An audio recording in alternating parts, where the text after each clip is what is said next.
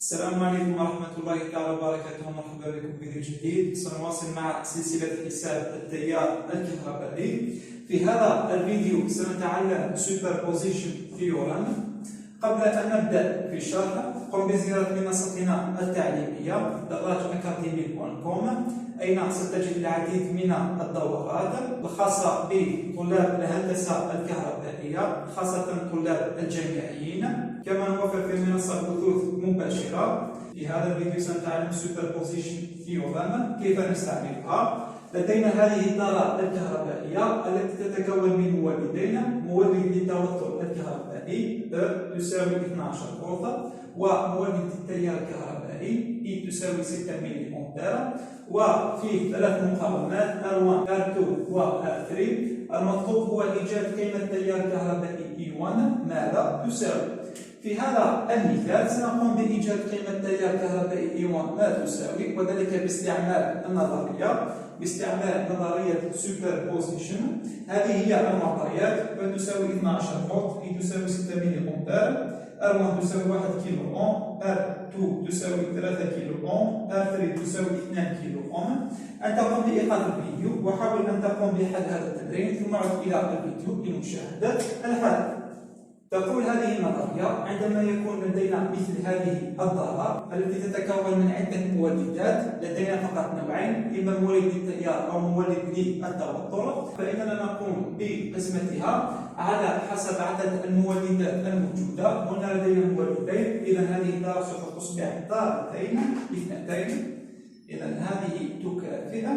في الدارة رقم 1 سوف ننزع مولد التيار ونترك فقط مولد التوتر، وفي الدارة الثانية سوف ننزع مولد التوتر ونترك فقط مولد التيار.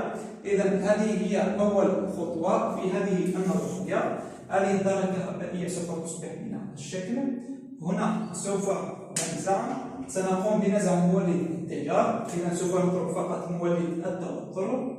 هذه هي المقاومة R1. لن نقوم بتغيير قيم هذه المقاومة. الشيء الوحيد الذي سوف نقوم به سوف نقوم فقط بنزع مولد التيار. هذه المقاومة R1، المقاومة R2 والمقاومة R3.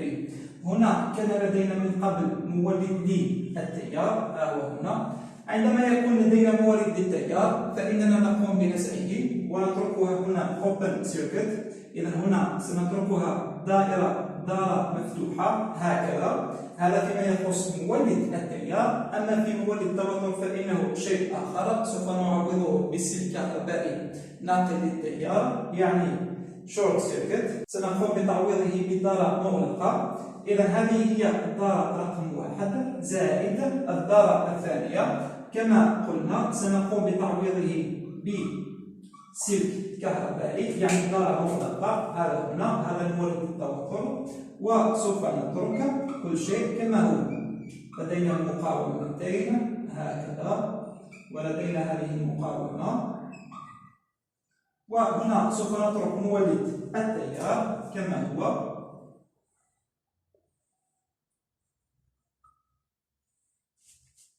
هذه هي المقاومة R1 و R3 و R2، وكذلك قيمته سوف تبقى هي نفسها. هنا ملاحظة مهمة جدا: سوف نترك كل شيء كما هو. الشيء الوحيد الذي سنقوم بفعله في الأول سنقوم بنزع مولد للتيار ونقوم بتعويضه بدارة مفتوحة كما تلاحظون هنا. دائما عندما يكون لدينا مولد للتيار، ثم في الدارة الثانية سنقوم بنزع مولد التوتر. ها هو هنا. وحدة مولد التوتر هي الفولت، وحدة مولد التيار هي الأمبير ملي أمبير إلى آخره. ونقوم بتعويضه هنا في مولد التوتر. سنقوم بتعويضه بدارة مغلقة هكذا. هذه الملاحظة مهمة جدا وتحفظ. مولد التيار نقوم بتعويضه بدارة مفتوحة. مولد التوتر نقوم بتعويضه بسلك كهربائي ناقل للتيار أو دارة مغلقة. ويبقى كل شيء كما هو. قيم R1 R2 R3 R1 R2 R3 كل شيء يبقى كما هو. أعطيتنا 12 فولت، سوف تبقى هي نفسها 12 فولت. وكذلك الشيء الثاني الذي سنقوم بتغييره، هنا كان اسمها E1، هنا سوف تصبح دائما نحافظ على نفس اتجاه التيار. أعطي لنا للأسفل، سيبقى للأسفل دائما. هنا سنقوم بتسميته E1 دريم، وكذلك هنا أعطي لنا إلى الأسفل، دائما إلى الأسفل. وهذا هنا E1 شرطتين، هنا E1 شرطة واحدة فقط. ثم الخطوة التالية ماذا تقول؟ تقول بأن E1 المطلوب إيجاده يساوي E1 دريم زائد E1 هكذا. سوف نقوم بحساب E1 في هذه الدارة الكهربائية، سنقوم بحساب E1 دريم في هذه الدارة الكهربائية، ثم نقوم بحساب E1 في الدارة الكهربائية، ثم نقوم بجمع القيمتين. سنبدأ مع الدارة رقم 1، هذه هنا مثلا سنسميها الدارة الكهربائية رقم 1، وهذه سنقوم بتسميتها الدارة الكهربائية رقم 2. سنبدأ مع الدارة الكهربائية رقم 1. في الدارة الكهربائية رقم 1 كما تلاحظون هذا هو مولد للتوتر. إذا التيار الكهربائي سوف يخرج من هنا ويأتي إلى هنا، ثم يصل إلى نقطة التقاطع. سيأتي التيار مباشرة من هنا ولن يأتي في هذا الاتجاه. لماذا؟ لأن التيار عندما يأتي إلى هنا ويصل إلى هذه النقطة سوف يجد الدارة مفتوحة، إذا التيار لا يمكنه المرور من هنا. إذا هذا الجزء سوف يذهب، هذه المقاومة سنقوم بإلغائها، سوف تتبقى لنا فقط هذه الدارة. إذا E1 هو نفسه هذا التيار الذي يخرج من هنا، هو نفس التيار. هذا هنا E1 دريم هو نفس التيار الذي يدور في هذه الدارة الكهربائية. لكي نقوم بتبسيط الأمور سوف أعيد رسم هذه الدارة الكهربائية. إذا سوف تصبح هكذا، هذه هي المقاومة R1 ثم المقاومة R2 وهكذا. هذا هو مولد التوتر. هذه هي الدارة الكهربائية، هذه هنا هي R1، هذه هنا هي R2، وقمنا بإلغاء المقاومة R3. من المهم جدا أن تقوم بالتركيز جيدا في الهندسة الكهربائية. يجب عليك أن تفهم التمرين وليس حفظ التمرين. منطقيا عندما يصل التيار الكهربائي إلى هنا سوف يجد دارة مفتوحة، إذا لن يقوم التيار الكهربائي بالمرور من هنا. إذا سوف نقوم بإلغاء هذه المقاومة، وكما قلت سوف يتبقى لنا فقط هذه الدارة الكهربائية. المطلوب هو إيجاد E1 دريم. إذا هذا هو E1 دريم. هنا سنقوم بحساب E1 دريم بكل سهولة. سنقوم بتطبيق قانون أوم. سنقوم أولا بحساب المقاومة المكافئة. لدينا هنا مقاومتين، قلنا في أول فيديو في السلسلة عندما تكون مقاومات على التسلسل سنقوم بجمعها. إذا سوف تصبح هكذا من هذا الشكل، مقاومة واحدة فقط، هنا زائد وهنا ناقص، وهذا هو وهذه هنا هي E1 دريم. سنقوم بحساب المقاومة المكافئة ماذا تساوي؟ إذا تساوي مجموع المقاومتين لأنهما على التسلسل، وتساوي R1 تساوي 1 كيلو أوم. هنا حذاري من التحويلات، الوحدات هنا هي كلها كيلو أوم، إذا نبدأ بالتحويل. 1 زائد 3 كم تساوي؟ تساوي 4 كيلو أوم. ثم لكي نقوم بحساب E1 دريم ماذا تساوي؟ سنقوم باستعمال قانون أوم. قانون أوم ماذا يقول؟ يقول بأن V تساوي R مضروب في E، ثم E ماذا يساوي؟ من هنا E يساوي V على R. إذا E1 دريم تساوي V على R المقاومة المكافئة. إذا E1 دريم ماذا تساوي؟ 12 فولت. ثم المقاومة المكافئة تساوي 4 كيلو أوم. حذاري سنقوم بتحويلها إلى وحدة الأوم، سنقوم بضربها في 10 أس 3 وتساوي 3 مضروبة في 10 أس ناقص 3 أمبير. هنا سنقوم بتحويلها إلى ملي أمبير. إذا E1 دريم تساوي 3 ملي أمبير. الآن سنقوم بإيجاد E1 شرطتين من هذه الدارة الكهربائية. قم بإيقاف الفيديو وحاول أن تتذكر ما قمنا بدراسته سابقا. سنستعمل قاسم التيار الذي تعلمناه في الفيديوهات السابقة. في الدارة رقم 2 ماذا يقول؟ إذا لكي نقوم بإيجاد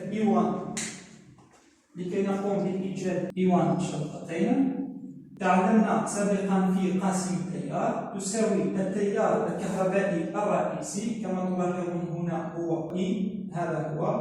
هذا هو التيار الكهربائي الرئيسي الذي يخرج من هنا ويأتي هكذا، ثم مضروب في، لدينا هنا مقاومتين مضروب في المقاومة المقابلة، هنا المقاومتين على التفرع، المقاومة المقابلة هي R1 على مجموع المقاومتين R1 زائد R2. الآن سنقوم بالتعويض العكسي. قيمة التيار الكهربائي تساوي 6 ملي أمبير، حاليا سنقوم بتحويلها إلى وحدة الأمبير، سنقوم بضربها في 10 أس ناقص 3 مضروب في R1 كم تساوي؟ R1 تساوي 1 كيلو أوم، إذا 1 في 10 أس 3 لكي نقوم بتحويلها إلى أوم، ثم زائد مجموع المقاومتين 1 زائد 3 R1 زائد R2 1 زائد 3، الوحدة هي كيلو أوم، سنقوم بضربها في 10 أس 3 لكي نقوم بتحويلها إلى وحدة الأوم. هنا سنقوم باختزال 10 أس 3 مع 10 أس 3. بعدما نقوم بحساب هذه هنا سنجد بأن E1 شرطتين E1 دبل برايم كم تساوي؟ إذا تساوي 1.5 مضروبة في 10 أس ناقص 3 أمبير وتساوي 1.5 ملي أمبير. هكذا قمنا بإيجاد E1 شرطة و E1 شرطتين. الآن يمكننا أن نقوم بإيجاد E1 كم تساوي؟ ها هي هنا. إذا تساوي E1 برايم زائد E1 دبل برايم وتساوي E1 شرطة وجدناها تساوي 3 ملي أمبير، إذا 3 زائد E1 شرطتين تساوي 1.5 ملي أمبير والمجموع يساوي 4.5 ملي أمبير. هكذا قمنا بإيجاد قيمة التيار الكهربائي E1 كم تساوي.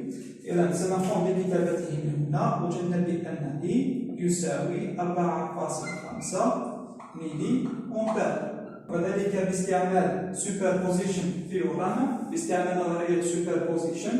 شكرا على المشاهدة، ولا تنسى الاشتراك في القناة وتفعيل زر الجرس لكي يصلك كل فيديو جديد، ودعمنا بضغط زر الإعجاب ومشاركة الفيديو مع أصدقائك، ولا تنسى زيارة منصتنا التعليمية دراج academy.com ومتجرنا الإلكتروني دراج shop.com.